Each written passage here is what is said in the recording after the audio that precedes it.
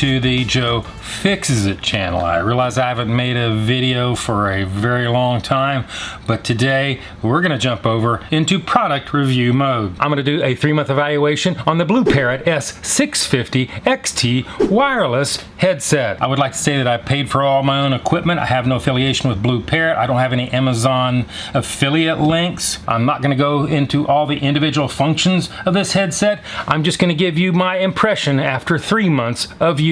BlueParrott makes one of the best over-the-head headsets on the market today, mostly used in the trucking industry. You can find these things in pretty nearly every truck stop nationwide. Also available on Amazon and many other internet locations. Before I started using BlueParrott devices, I went through a multitude of wireless and wired headsets and a multitude of Bluetooth earbuds, but I was not able to hear or be heard while driving my old VW Diesel Rabbit. In mid-2012, I came across the B250-XT. It was a hallelujah moment. The lights came on and now I could talk on the phone while driving my car. It was not pretty. You're not going to get any dates with it, but it worked, and it worked well. I later upgraded to the B350-XT and eventually to the B450-XT, which I am still using today. They were all flawless and nearly indestructible. I even dropped the 450 in a hot cup of coffee. I've left it overnight out in the rain and it still works perfectly today. The only downside to all three of those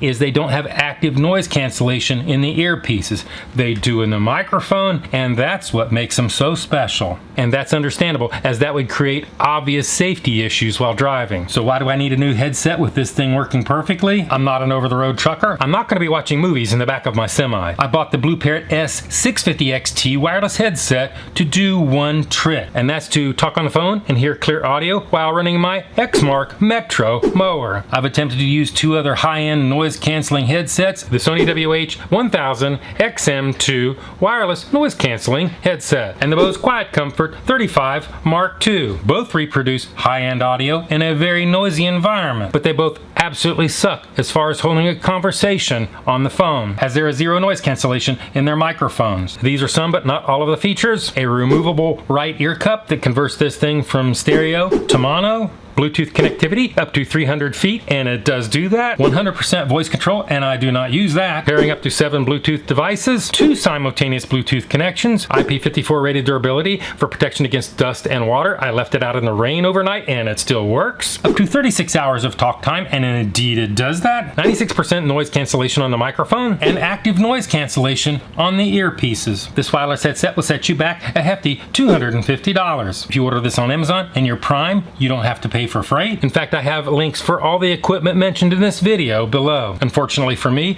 this headset is turning into a one-trick pony. True, it does what I wanted it to. I can literally talk to my brother and sister for hours while I'm cutting the grass. Had it not been for that, this thing would be on its merry way right back to Amazon. So finally, here's my take on the BlueParrott S650-XT wireless noise canceling stereo headset. With each iteration of BlueParrott headsets over the years, they get bigger and heavier on my head. This one is no exception, but I'll get used to it over time as my neck muscles get even stronger. The on and off switch for the automatic noise cancellation is easy to bump into and turn off while you're mowing. When it gets knocked off my head by a low-lying branch, it always turns noise cancellation off. So then I have to stop the mower, get off, cycle through the modes before it starts working. I guess the fix for that scenario is to duck. When I plug it into the charger to charge, it does not always turn it off. It just sits there and blinks red and runs the battery down. When charging any of the other models, it always turns the power off and charges. When turning the headset on, it cycles through power up and connection twice.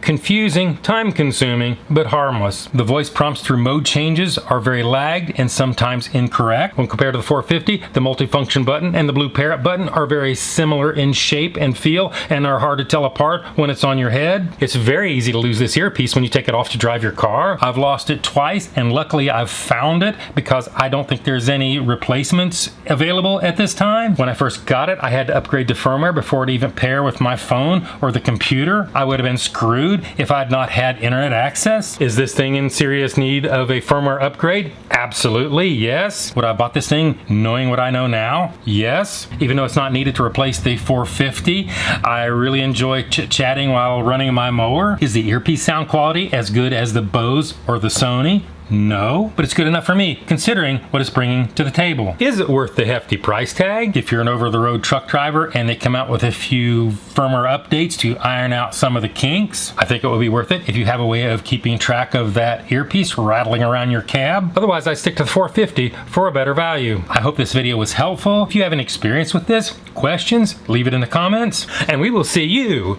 in the next video.